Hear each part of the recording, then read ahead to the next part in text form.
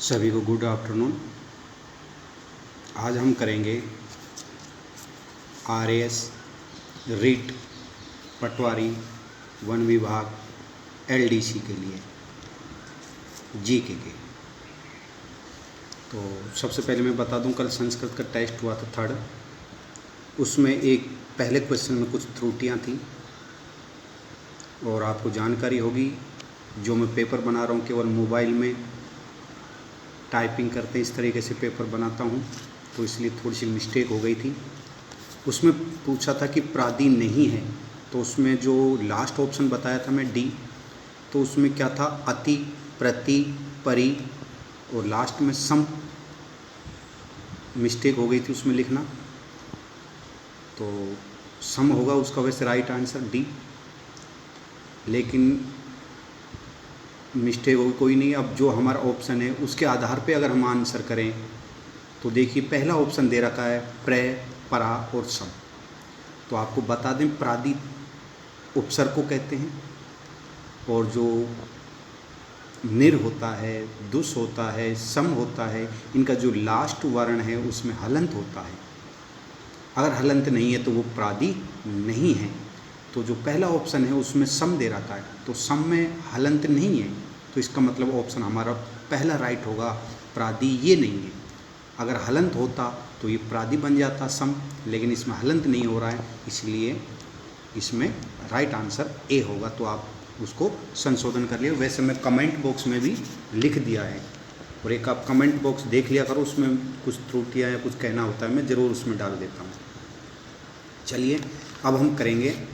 तो आप सबसे पहले कल हुआ था उसमें आपने ज़्यादा वैसे शेयर बहुत ज़्यादा किया था, उसके लिए सभी को धन्यवाद, लेकिन लाइक कम हुआ था क्योंकि आपको पता है इंग्लिश का जो ग्रुप है उसमें 20 के समथिंग मैम है, जो दूसरा रीट का बैच है उसमें 65 के समथिंग हैं, और जो तीसरा ग्रुप है उसमें लगभग 47 के समथिंग मैम है, तो लगभग 120 हैं ग्रुप में।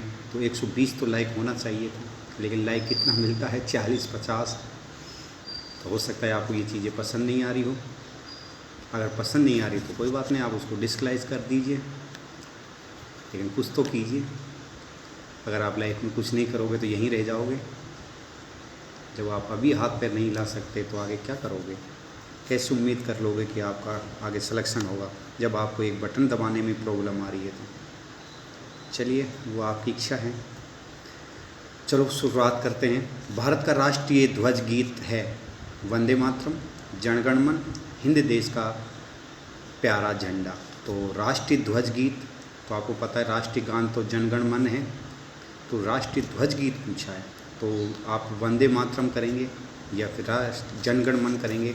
तो आपको बता दें ध्वज गीत होता है हिंद देश का प्यारा झंडा। ध्वज आ रहा है तो ध्वज हिंद देश का प्यारा झंडा, तो पहले का राइट आंसर ए होगा।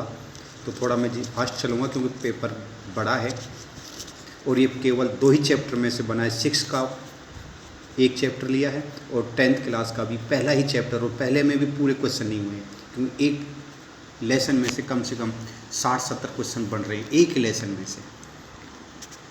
नंबर 2, राजस्थान राज्य महिला आयोग का गठन कब हुआ? राजस्थान राज्य महिला आयोग का गठन कब हुआ? 2010, 2005, 1999।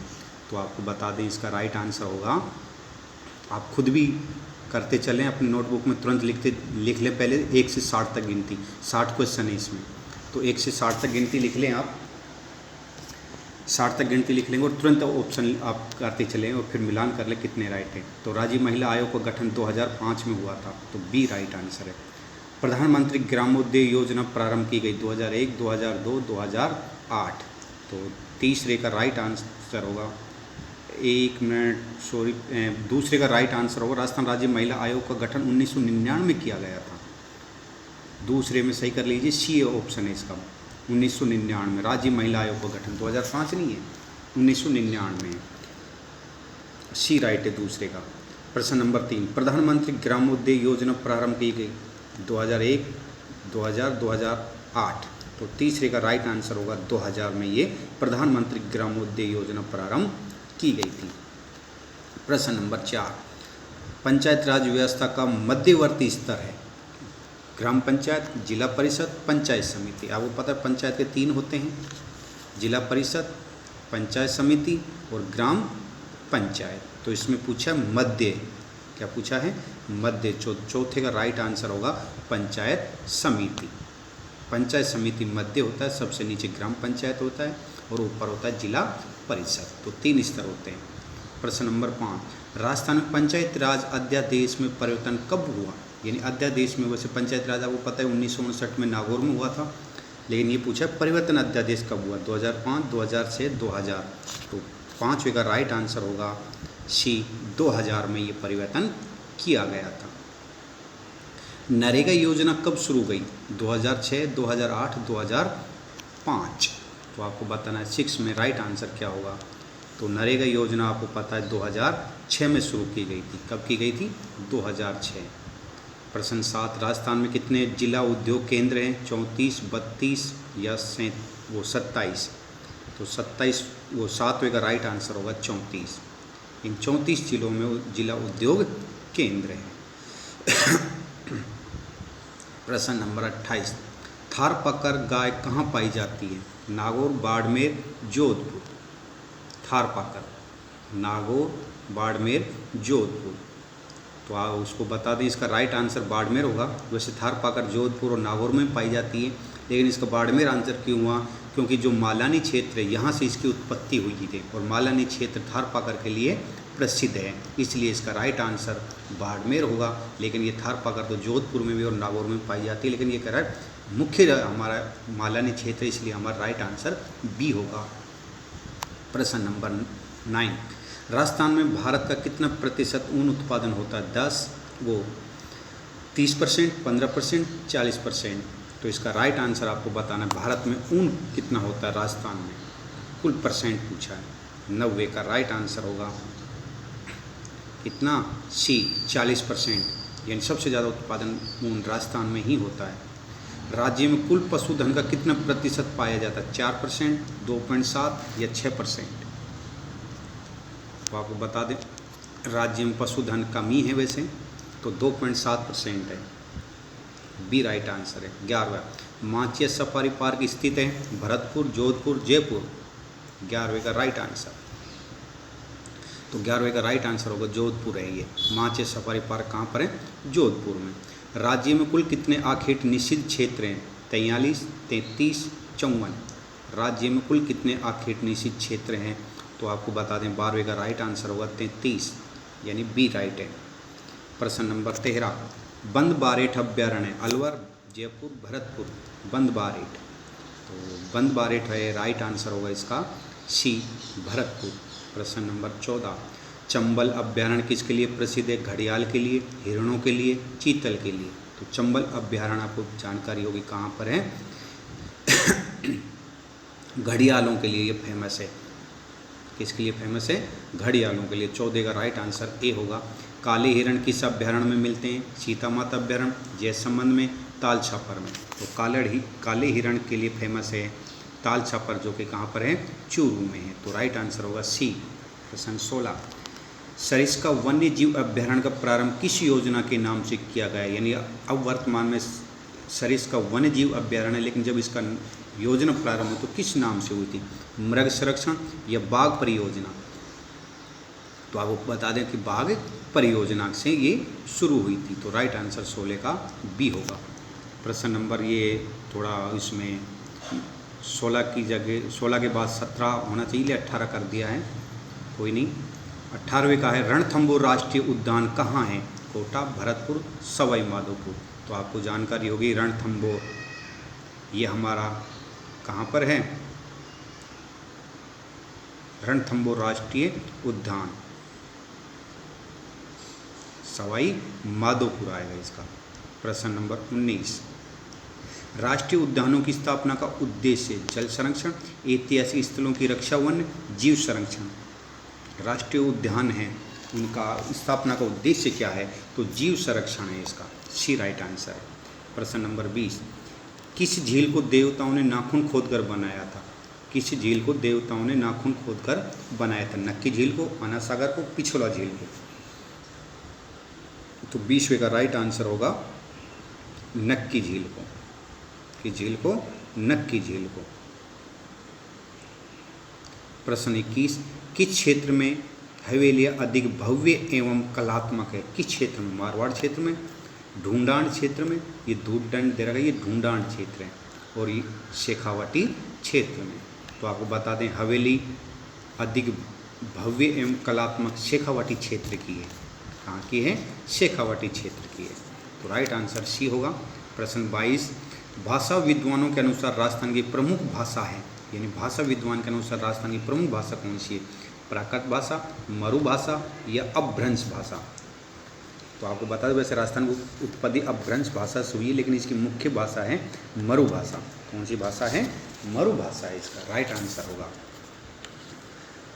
प्रश्न नंबर 23, आगोर या पायतान का अर्थ क्या है? ढक्कन, ढककर रखना, बटोरना, साफ करना। बटोरना है ये।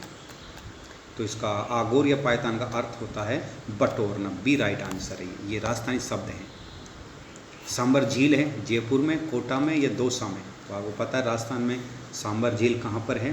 तो जयपुर में इसका राइट आंसर होगा। प्रश्न नंबर 25, काला सागर तालाब कहाँ पर है? ये काला सागर नहीं है, काला सागर है। जयपुर, सवाई माधोपुर, जोधपुर? तो 25वें का राइट आंसर होगा बी, सवाई माधोपुर में काला सागर तालाब स्थित है। प्रश्न 25, परंपरागत जल का स्रोत नहीं है? झालरा, खडीन, खाई? तो आपको पता है झालरा भी परंपरागत है, खडीन भी परंपरागत है, और खाई नहीं है। क्या नहीं है? खाई नहीं है। तो इसका राइट आंसर होगा 26वें में सी। प्रश्न 27, राज्य का पहला विधि कॉलेज बीकानेर, कोटा, उदयपुर? यानी राज्य का पहला विधि कॉलेज कहाँ? बीकानेर में या कोटा में या उदयपुर में? तो 27 का राइट आंसर होगा सी, राज्य का पहला विधि कॉलेज खोला गया था उदयपुर में। कहाँ पर खोला गया था? उदयपुर में खोला गया था। प्रश्न 28, देश हितैषणी सभा की स्थापना किस रियासत में हुई? अलवर में, कोटा में, उदयपुर में? यानी कौन सी रियासत में हुई थी देश हितैषणी सभा की स्थापना? तो इसका राइट आंसर होगा 28वें में सी, उदयपुर में देश हितैषणी सभा की स्थापना हुई थी। प्रश्न नंबर 29, अनमेल बाल विवाह निषेध अधिनियम सबसे पहले अलवर रियासत ने कब बनाई? 10 अक्टूबर 1904, 10 दिसंबर 1903, 5 नवंबर 1903? तो अब इसमें से दो प्रश्न बन गए। एक तो ये बन गया अनमेल विवाह और बाल विवाह निषेध अधिनियम सबसे पहले किस रियासत ने बनाया? तो इसका राइट आंसर अलवर आ जाएगा। तो सबसे पहले ये निषेध अलवर ने बनाया। इसका राइट आंसर होगा 10 दिसंबर 1903। 29वें का भी राइट आंसर होगा। 10 दिसंबर 1903 को अनमेल और बाल विवाह निषेध अधिनियम बनाया था। प्रश्न नंबर 30, अनमेल विवाह के लिए कौन सा कारण उत्तरदायी है? यानी अनमेल विवाह के लिए कौन सा कारण है जो उत्तरदायी है? आर्थिक स्थिति, सामाजिक स्थिति, राजनीतिक स्थिति? तो आपको पता है राजनीति तो होगा ही नहीं, ये तो पहले कट गया। अगर बचा सामाजिक और आर्थिक, तो इसका देखो आर्थिक स्थिति है, क्योंकि गरीब परिवार होते हैं वो उच्च वर्ग को पैसे की लालच में दे देते हैं। तो इसका राइट आंसर होगा ए। प्रश्न नंबर 31, ब्रिटिश संरक्षण समिति ने सती उन्मूलन हेतु विधेयक किस वर्ष पारित किया? तो आपको बताना है ये ब्रिटिश है। क्या है? ब्रिटिश संरक्षण समिति ने सती उन्मूलन हेतु विधेयक किस वर्ष पारित किया? 1844, 1847, 1944? तो 31वें का राइट आंसर होगा ए, 1844 को। प्रश्न नंबर 32, समुद्र पार भारतीयों को क्या कहा जाता है? अब वो 31 तक तो 6 क्लास से थे, अब है हमारी 10वीं क्लास से का पहला ही चैप्टर है ये, वहाँ से बनाए गए हम ये। समुद्र पार भारतीय को क्या कहा जाता था? कोरी कहा जाता है, इंडियन कहा जाता है या द्वीपांतर कहा जाता था? तो समुद्र पार भारतीय को द्वीपांतर कहा जाता था। क्या कहा जाता था? द्वीपांतर। प्रश्न नंबर 33, जनपदों का अस्तित्व दिखाई देता है उत्तर वैदिक काल में, मध्यकाल में या पूषण काल? पूरा पाषाण काल, पूषण काल है ये, पूरा पाषाण काल आएगा ये, पूरा पाषाण काल। तो इसका राइट आंसर होगा जनपदों का अस्तित्व हमें कहाँ पर दिखाई देता है? उत्तर वैदिक काल में दिखाई देता है। प्रश्न नंबर 34, महाजनपद 16 थे, इसकी जानकारी कहाँ मिलती है? यानी महाजनपद 16 थे, इसकी जानकारी हमें कहाँ मिलती है? अंगुत्तर निकाय, अर्थशास्त्र या कादम्बरी? तो आपको पता होगा कि जो बौद्ध ग्रंथ है अंगुत्तर निकाय, उसमें इसकी जानकारी मिलती है। वैसे महाभारत से भी इसकी जानकारी मिलती है, लेकिन इसका ग्रंथ है उससे हमें ये जानकारी मिलती है कि 16 महाजनपद थे। तो किससे मिलती है? अंगुत्तर निकाय से हमें मिलती है कि 16 महाजनपद थे। सुमेलित करना है, ये महाजनपद है और ये राजधानी है। काशी, वाराणसी, अंग, चंपा, सूरसेन, मथुरा, कंबोज, रायपुर, मगध, राजगृह। तो सही बताना इसमें से कौन सा है। देखो, काशी की राजधानी वाराणसी थी, बिल्कुल राइट है। अंग की राजधानी चंपा थी, ये भी राइट है। सूरसेन की मथुरा थी, ये भी राइट है। कंबोज की राजधानी रायपुर थी, ये भी राइट है। और मगध की राजगृह थी, ये भी राइट है। तो इसका एफ राइट आएगा, ऑल, यानी सभी राइट हैं। प्रश्न नंबर 36, जनपद राज्य से सुमेलित करना है। सुमेलित करना है तो पहला है जांगल, बीकानेर, जोधपुर, अहिछत्रपुर। दूसरा मत्स्य, अलवर, भरतपुर, बैराट। सूरसेन, भरतपुर, धौलपुर, मथुरा। शिवी, मेवाड़, शिवपुर, नगरी, या फिर सभी। तो आपको बता दें, जो जांगल जल प्रदेश वो जनपद है, ये राजस्थान में ही है। बीकानेर और जोधपुर का क्षेत्र जांगल जनपद के नाम से जाना जाता था, जिसकी राजधानी अहिछत्रपुर थी, जिसको वर्तमान में नागौर के नाम से जानते हैं। दूसरा मत्स्य है, अलवर, भरतपुर थी, और बैराट उसकी राजधानी थी, बिल्कुल राइट है। सूरसेन, भरतपुर, धौलपुर है, और मथुरा इसकी राजधानी थी। शिवी, मेवाड़ और शिवपुर, और इसकी राजधानी नगर या नगरी कहते हैं जिसको हम। तो इसका राइट आंसर ई राइट है, सभी हैं इसका राइट आंसर। तो आप इनको याद कर लेना, ये बहुत महत्वपूर्ण है ये प्रश्न। सुमेलित कीजना है। चंद्रगुप्त मौर्य, ये कार्यकाल है 298 ईसा पूर्व से 272 ईसा पूर्व है। बिंदुसार का 322 से 298 ईसा पूर्व है। स्कंदगुप्त है 455 से 467 ईस्वी है। अशोक है 273 से 232 ईसा पूर्व। यानी सुमेलित करना है इसका कौन सा राइट है। तो बता दें, चंद्रगुप्त मौर्य का कार्यकाल था 222 से 298। तो पहले में 2 आएगा, तो पहले में 2, तो बी में आ रहा है। चलो आगे देखते हैं। बिंदुसार का आपको पता है सबसे पहले चंद्रगुप्त मौर्य था, उसका पुत्र बिंदुसार था, और उसका पुत्र अशोक था। तो आपको कैसे याद करना है? सी, बी, ए। सी का अर्थ हो चंद्रगुप्त, बी का अर्थ हो गया बिंदुसार, और ए का अर्थ हो गया अशोक। तो 322 से 298 ये चंद्रगुप्त मौर्य था। 98 के बाद उसका पुत्र बिंदुसार बना, तो 298 272 ईस्वी। तो बिंदु का आ जाएगा ए। स्कंदगुप्त 455 से 467, बिल्कुल ये तो राइट है। अशोक का 273 से 232। तो आपको पता है 272 में वो बिंदुसार मर जाता है, उसके बाद 273 में अशोक बनता है। तो ये डी है इसका, तो इसका बी राइट आंसर है। पहले में 2, दूसरे में ए, तीसरे में 3 और चौथे में डी। तो बी इसका राइट आंसर है। प्रश्न नंबर 38, 305 ईसा पूर्व में चंद्रगुप्त मौर्य ने किसको हराया था? यानी चंद्रगुप्त मौर्य ने 305 ईस्वी में किसको हराया था? सेल्यूकस निकेटस को, मेगस्थनीज को, या घनानंद को? तो आपको पता है जो घनानंद था उसके साम्राज्य को नष्ट करके चंद्रगुप्त मौर्य ने मौर्य की स्थापना की थी, और उसमें महत्वपूर्ण भूमिका निभाई थी कौटिल्य ने। तो इसका राइट आंसर होगा सेल्यूकस निकेटस। सेल्यूकस निकेटस को हराया था। जो ये मेगस्थनीज है, ये इसका राज दरबार में था, और ये आपको पता ही है चंद्रगुप्त मौर्य के दरबार में भी आया था। प्रश्न नंबर 39, मेगस्थनीज किसके दरबार में राजदूत के रूप में आया? तो ये देखो यही आ गया, चंद्रगुप्त मौर्य, बिंदुसार, अशोक। तो ये मेगस्थनीज था, ये सेल्यूकस निकेटस का राजदूत था। तो ये राजदूत बनकर चंद्रगुप्त मौर्य के दरबार में आया था। तो अब इसमें 2-3 प्रश्न बन गए। चंद्रगुप्त मौर्य के राज दरबार में कौन सा राजदूत आया? तो आपका आ जाएगा मेगस्थनीज। और मेगस्थनीज किसका राजदूत था? सेल्यूकस का। किसका था? सेल्यूकस का। उनके चंद्रगुप्त मौर्य और सेल्यूकस के मध्य जो युद्ध हुआ था, कब हुआ? तो 305 ईसा पूर्व में। और सेल्यूकस निकेटस को हराकर फिर इसकी पुत्री के साथ इसने विवाह भी किया था।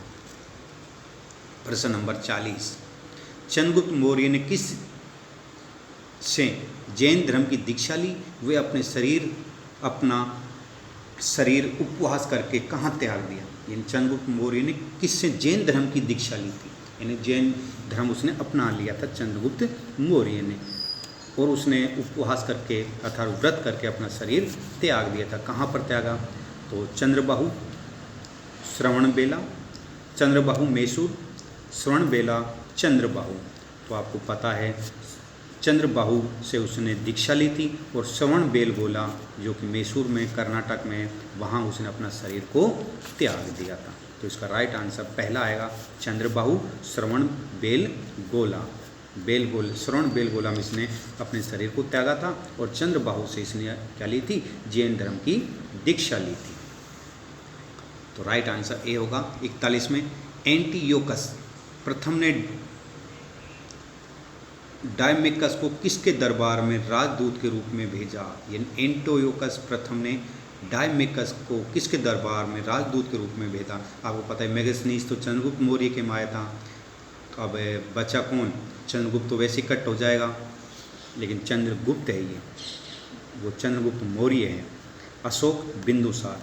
तो इसका राइट आंसर बताना है आपको 41वें में, यानी बिंदुसार के दरबार में ये आया था। तो ध्यान रखना, 2 प्रश्न इसके ये भी हो सकता है कि बिंदुसार के राज दरबार में कौन राजदूत के रूप में आया था? तो डायमेकस आया था। किसने भेजा? एंटियोकस प्रथम ने भेजा था। प्रश्न नंबर 42, अशोक ने राज्याभिषेक के 8वें वर्ष में 261 ईसा पूर्व में किस पर आक्रमण किया था? तो अब देखिए इसमें से 2 क्वेश्चन बन रहे हैं, मगध, चंपा, कलिंग।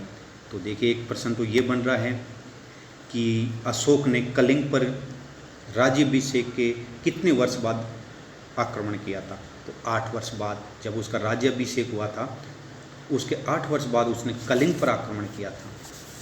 तो ये भी प्रश्न बन जाता है। और 261 ईसा पूर्व में किस पर आक्रमण किया था? कलिंग पर किया था, और कलिंग पर ही उसका अंतिम युद्ध था। तब से ही उसने क्या कर दिया? युद्ध त्याग दिया था। प्रश्न नंबर 42 का सी राइट आंसर हुआ। 43, अशोक के धम्म की परिभाषा किस स्तंभ से मिलती है? ये अशोक का जो शिलालेख था, स्तंभ था, उससे हमें जानकारी मिलती है कि उसने धम्म की परिभाषा दी थी। 2 और 7, 10 और 12, 7 और 13। तो अशोक के 2 और 7 स्तंभ से हमें जानकारी मिलती है कि उसने धम्म को परिभाषित किया था। तो इसका राइट आंसर ए होगा।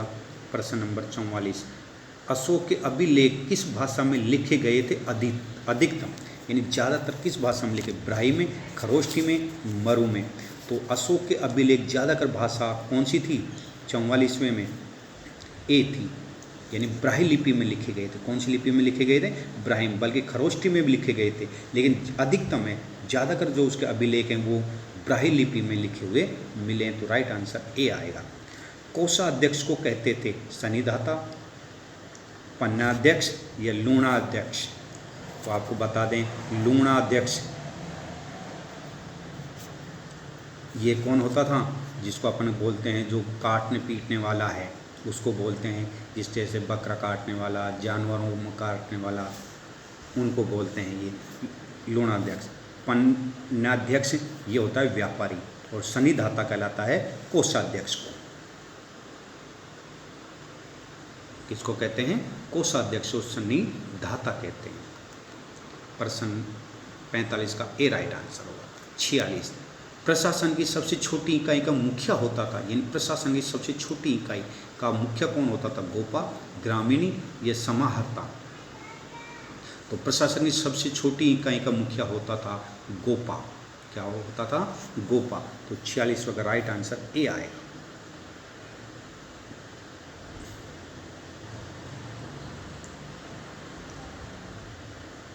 जो अभी आप मैं बता रहा था लूणाध्यक्ष, जिसको अपन जानवर को मारने वाले को हम कसाई कहते थे, जो बूचा खड़खाना होता था उसमें हुआ करता था ये।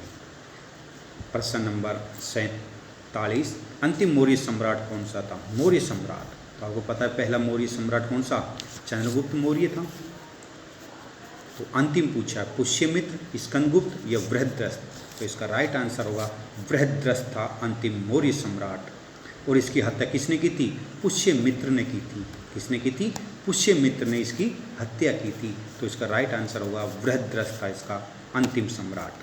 प्रश्न 48, पुष्यमित्र शुंग ने 2 अश्वमेध यज्ञ किया, इस यज्ञ में उसका राजपुरोहित था। कौन था उसका? यानी जो शुंग वंश था, जो कौन सा वंश था? शुंग वंश था। उसमें जो पुष्यमित्र था, और आपको पता पुष्यमित्र ने ही बृहद्रथ की हत्या करके मौर्य सम्राट को ख़त्म कर दिया था, और उसने शुंग वंश की स्थापना की थी। और पुष्यमित्र ने यज्ञ किया था 2 अश्वमेध यज्ञ, और उसमें राजपुरोहित था पतंजलि, भद्रक या अमात्य। तो आपको पता है संस्कृत का जो व्याकरणक था पतंजलि, वो उसका राज पुरोहित था। तो इसमें से 2 प्रश्न बन जाते हैं। पतंजलि किसका राज पुरोहित था? तो पुष्यमित्र का राज पुरोहित था। तो ये भी प्रश्न बन जाता है। प्रश्न 49, सातवाहन वंश की नींव डाली शिमुख, सातकर्णी, यज्ञश्री। तो सातवाहन वंश की नींव डाली थी शिमुख ने। किसने डाली थी? शिमुख ने डाली थी। तो इसका राइट आंसर होगा 49 का ए। तो अभी आप इसको लाइक करते रहिए, लाइक करेंगे ताकि मैं फिर और सेकंड पेपर जो हमारा बचेगा भी, गुप्त काल है, आगे भी जो हमारा सेकंड लेसन है, थर्ड लेसन है, उनमें से भी है, और 10वीं में से लगभग 8-10 लेसन है जो आपके काम आने वाले हैं। रिट में ही नहीं बल्कि आपके आरएस में भी, पटवारी में, सभी में भी काम आएंगे ये। प्रश्न नंबर 50, गुप्त वंश का संस्थापक श्रीगुप्त, घटोत्कच या चंद्रगुप्त। तो गुप्त वंश का संस्थापक श्रीगुप्त को माना जाता है। किसको माना जाता है? श्रीगुप्त को। प्रश्न नंबर 51, गुप्त वंश का प्रथम शासक जिसने महाराजाधिराज की पदवी धारण की थी। यानी गुप्त वंश का प्रथम शासक जिसने महाराजाधिराज की पदवी धारण की, समुद्रगुप्त, चंद्रगुप्त प्रथम, चंद्रगुप्त द्वितीय। तो आपको पता ही है समुद्रगुप्त को भारत का नेपोलियन कहते हैं, जो वीणा वादक भी था, और उसके जो भी सिक्के थे उस सिक्के पर उसकी वीणा बजाते हुए की फोटो भी अंकित थी। चंद्रगुप्त प्रथम, चंद्रगुप्त द्वितीय। तो देखो पहला पूछा चंद्रगुप्त द्वितीय जो कि विक्रमादित्य था, जो कि हुणों पर आक्रमण करने पर उसने चंद्रगुप्त द्वितीय जो कि विक्रमादित्य के नाम से प्रसिद्ध हुआ था। तो इसका राइट आंसर होगा चंद्रगुप्त प्रथम। चंद्रगुप्त प्रथम महाराजाधिराज की पदवी धारण की। तो इसका राइट आंसर होगा बी। प्रश्न 52, किस प्रशस्ति के अनुसार समुद्रगुप्त कभी भी युद्ध में नहीं हारा। यानी किस प्रशस्ति के अनुसार समुद्र कभी भी युद्ध में नहीं हारा? इलाहाबाद, बिजनौर या खमनौर। इसका राइट आंसर होगा इलाहाबाद प्रशस्ति के अनुसार समुद्रगुप्त किसी भी युद्ध में नहीं हारा था, इसलिए भारत का ये नेपोलियन के नाम से भी जाना जाता है। प्रश्न 43, भारत का नेपोलियन व वीणा वादक शासक था। तो देखो इसका राइट आंसर सभी कर ही देंगे क्योंकि यह पहले ही बता चुका हूँ, समुद्रगुप्त है इसका राइट आंसर। कौन सा है? समुद्रगुप्त। प्रश्न नंबर 54, शक विजय के पश्चात किसने विक्रमादित्य की उपाधि धारण की थी। देखो ये आ गया, मैं आपको बता रहा था, यानी जो शक हूण नहीं शक, कौन थे? हूण नहीं शक। शक विजय के पश्चात किसने विक्रमादित्य के उपाधि धारण की थी? स्कंदगुप्त, समुद्रगुप्त, चंद्रगुप्त ने। तो इसका राइट आंसर हो जाएगा शक विजय के पश्चात किसने विक्रमादित्य की उपाधि धारण की थी? चंद्रगुप्त द्वितीय ने धारण की थी। तो 54 का राइट आंसर हो जाएगा सी। यानी शकों को हराया था उसने, हूणों को नहीं, शक को हराकर उसने विक्रमादित्य को उपाधि धारण की थी चंद्रगुप्त द्वितीय ने। तो इसका राइट आंसर सी आएगा। प्रश्न नंबर 55, नालंदा विश्वविद्यालय के संस्थापक। यानी जो नालंदा विश्वविद्यालय जो आपको पता है पहले तक्षशिला, नालंदा विश्वविद्यालय जो कि संस्कृत के महाविद्यालय थे, उनके संस्थापकों ने चंद्रगुप्त, कुमारगुप्त और समुद्रगुप्त। तो नालंदा विश्वविद्यालय के संस्थापक किसको माना गया है? कुमारगुप्त को माना गया है। और आपको बता दें जो गुप्त काल है वो कला और संस्कृति के लिए महत्वपूर्ण योगदान है इनका, महत्वपूर्ण और योगदान है। और जितनी भी संस्कृत के जितने भी महाकवि हुए हैं वो गुप्त काल की ही देन है, अर्थात गुप्त काल में ही हुए थे। प्रश्न नंबर 26, चीनी यात्री फाहान किसके शासनकाल में भारत आया? चंद्रगुप्त द्वितीय, चंद्रगुप्त मौर्य, समुद्रगुप्त यानी चीनी यात्री फाहान किसके शासनकाल में भारत आया था, तो 56 का राइट आंसर हो गया। चंद्रगुप्त द्वितीय काल में ये भारत आया था और इसने वर्णन भी किया था कि चंद्रगुप्त का जो शासनकाल है उसमें चोरियां नहीं होती थी, लोग अपने घरों को बिल्कुल ताला नहीं जड़ते थे। क्या नहीं जड़ते थे? ताला नहीं लगाते थे। क्यों? क्योंकि चोरियां नहीं होती थी, इसलिए अपने घर को बिल्कुल खुला छोड़ देते थे। ये चीनी यात्री फाहान ने उसके शासनकाल का वर्णन किया था। चंद्रगुप्त द्वितीय, जिसको अपन विक्रमादित्य के नाम से भी जानते हैं। प्रश्न नंबर 27, गुर्जर प्रतिहार का सबसे प्रतापी राजा था। गुर्जर प्रतिहार का मीरभोज, नागभट्ट या गोविंद? तो आपको बता दें गुर्जर प्रतिहार का जो सबसे प्रतापी राजा था वो मिहिर भोज था। तो 57 का राइट आंसर ए आएगा। तो अभी आपने लाइक नहीं की, या फिर कह रहा हूँ लाइक कीजिए, क्योंकि जब आप अभी इतनी मेहनत करने पर एक लाइक नहीं कर सके, एक बटन नहीं दबा सकते, तो आगे लाइफ में मुझे लगता है कुछ नहीं कर पाओगे। अगर आपको कुछ करना है, सफल होना है, तो निश्चित एक बटन तो दबा दीजिए। चाहे कोई सही दबाइए, डिसलाइक का दबा दीजिए अगर आपकी इच्छा हो तो, नहीं तो लाइक का तो दबाना ही है, तो दबाइए आप, तभी मैं आगे चलूँगा। चलिए ठीक है, दबा दिया, आगे चलिए। तो गुर्जर प्रतिहार सबसे प्रतापी राजा मिहिर भोज हैं, बिल्कुल राइट है, ए आंसर होगा। प्रश्न 58, दक्षिण भारत में नहरों की प्रणाली किसकी देन है? यानी दक्षिण भारत में जो नहरों की प्रणाली है, जो नहर हैं जो अब चल रही हैं, लेकिन सबसे पहले दक्षिण भारत में किसकी देन है? पाल वंश की, चोल वंश की या मौर्य वंश की? तो 58 का राइट आंसर होगा चोल वंश। यानी चोल वंश की देन है भारत के दक्षिण में नहरों की प्रणाली की देन है। प्रश्न 59, शक संवत 58 ईस्वी में किसने चलाया? चंद्रगुप्त ने, कनिष्क ने, समुद्रगुप्त ने? तो शक संवत, ध्यान देना, शक संवत कनिष्क की देन है। किसकी देन है? कनिष्क की देन। और एक गुप्त संवत चला था। कौन सा संवत चला था? गुप्त संवत। ये चंद्रगुप्त प्रथम की देन है। और ये कब चलाया था? 319 ईसा में, 319 ईसा में, ईस्वी में, जिसको हम ईस्वी भी बोल सकते हैं। तो शक संवत कब चला था? 78 ईस्वी में। किसने चलाया? कनिष्क ने। गुप्त संवत किसने चलाया? चंद्रगुप्त प्रथम ने। कब? 300 ईसा। प्रश्न 58, अशोक के अभिलेख को पढ़ने में पहली बार सफलता प्राप्त की? अशोक के अभिलेख को पढ़ने में पहली बार सफलता किसने प्राप्त की? James presence, Aramaic, James top? तो अशोक के अभिलेख को सर्वप्रथम पढ़ने में सफलता किसने प्राप्त की? जेम्स प्रिंसेंस ने प्राप्त की थी। किसने? जेम्स प्रिंसेंस ने प्राप्त की थी। तो ये हो गए हमारे 60 क्वेश्चन। और अब 60 में से आपके कितने राइट हैं आप ज़रूर कमेंट बॉक्स में करें। और अगर आपको कोई इसमें त्रुटि लग रही हो तो आप बिल्कुल कमेंट बॉक्स में ज़रूर बताएं। और अगर आपको कुछ इसमें समाधान करना हो या कैसे कोई कमियां हो तो आप ज़रूर हमें बताएं, ताकि मैं और अच्छा करूं। अब नेक्स्ट वीडियो भी हमारा आएगा, इसका अगला लेसन NCERT RBSC की जो बुक से बना रहा हूं ये, और ये बिल्कुल 101% सत्य है, कोई प्रश्न गलत नहीं होगा। तो आप इसको कंटिन्यू देखते रहिए, लाइक कीजिए। अगर जिसने सब्सक्राइब नहीं किया वो सब्सक्राइब जरूर कर लेना, क्योंकि अब रेगुलर आएगा। अब रेगुलर आएगा, ये केवल रिट के लिए भी नहीं बल्कि RS के लिए भी महत्वपूर्ण, नहीं बहुत महत्वपूर्ण है।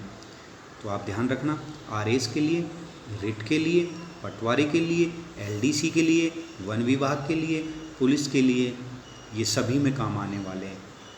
तो आप इनको ज़रूर रेगुलर देखते रहें और लाइक सब्सक्राइब ज़रूर करें, ताकि मुझे भी मोटिवेट मिलता रहे। सभी को धन्यवाद।